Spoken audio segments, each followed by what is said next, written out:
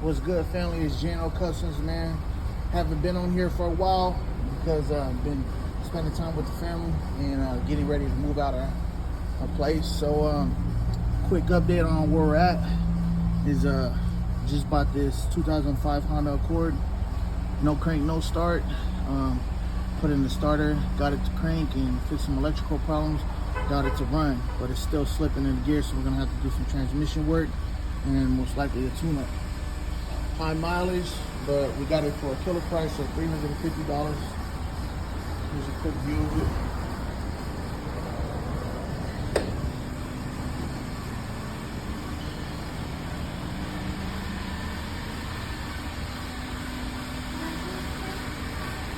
So man, never can go wrong with getting Hondas. They last forever.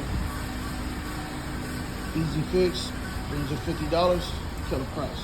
Let's go.